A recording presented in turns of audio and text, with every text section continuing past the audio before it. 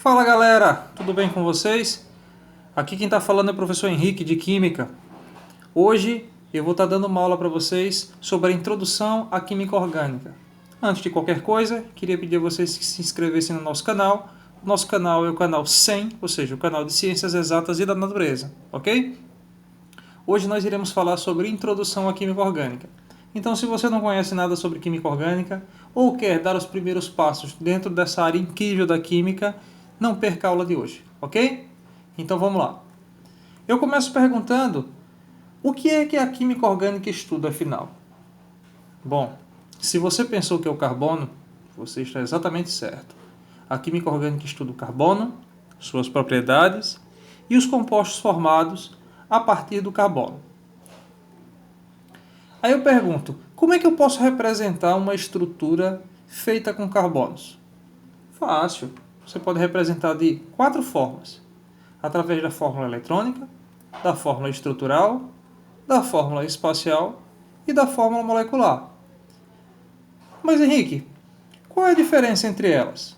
Se vocês observarem, a fórmula eletrônica, os elétrons eles ficam à mostra, ou seja, o elétron proveniente do hidrogênio e o elétron proveniente do carbono. Todos eles são representados na estrutura. Já na fórmula estrutural, você percebe que há uma substituição daqueles elétrons por traços.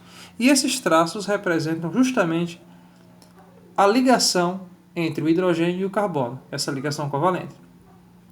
Já na estrutura espacial, vocês percebem a representação com bolas, né? Esse modelo também é conhecido como modelo pau e bola, em que nós temos aqui em preto os átomos de carbono e nas extremidades os átomos de hidrogênio.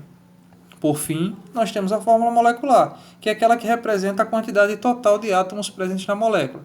Se partirmos do exemplo anterior, nós temos 2 átomos de carbono aqui ao centro, C2, e 6 átomos de hidrogênio, chegando por fim à fórmula C2H6. Bom, mas de que forma o carbono se liga? De que forma o carbono interage?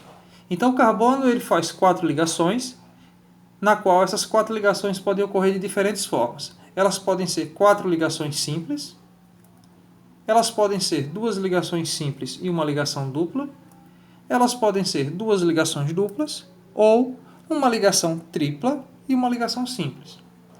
No entanto, eu posso representar essas ligações também tendo como referência as ligações do tipo sigma e pi.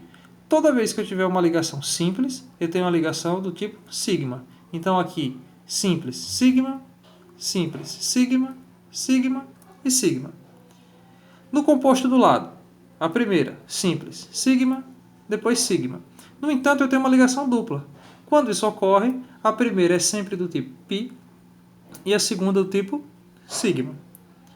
Bom, entendi. Seguindo essa linha de raciocínio, se eu tenho 2 ligações duplas, a primeira é π, a segunda é sigma, a primeira é π e a segunda é sigma. Exatamente. E quando eu tiver uma ligação tripla? Tá? Esse composto apresenta primeiro uma ligação simples, que eu já sei que é sigma, e uma ligação tripla. Quando tiver uma ligação tripla, a primeira vai ser do tipo π, a segunda sigma e a terceira π. Então assim fica fácil. São 2 tipos de ligação, sigma e π. A sigma sempre para as ligações simples, a π quando você tiver uma dupla ou uma tripla, ok? Bom, mas se eu tiver uma certa quantidade de carbonos, como é que eu represento a nomenclatura desses compostos? Por exemplo, se eu tivesse 2 carbonos, 3, 4, vamos partir do mais simples, um carbono. Toda vez que vocês tiverem um carbono, vocês vão utilizar a nomenclatura MET. Exemplo, o gás metano, que é um gás característico da decomposição de corpos. Então, por exemplo, quando alguém morre, o corpo começa a se decompor e a liberar gás metano, que é um gás inflamável. Se eu tenho 2 carbonos, eu passo a ter a nomenclatura ET. Por exemplo, etanol, que é um combustível muito conhecido. Inclusive, um dos projetos do governo anterior era produzir etanol a partir do milho. E se eu tiver 3 carbonos? Eu posso usar a nomenclatura prop. Exemplo, o gás propano, que também é um gás inflamável. Quando eu passo para 4 carbonos, vai ficando mais fácil. porque fica meio que familiarizado com algumas coisas que a gente tem no nosso dia a dia, como por exemplo o gás butano, característico dos isqueiros e também do gás de cozinha. A partir de 5 vai ficando muito mais fácil. Por quê?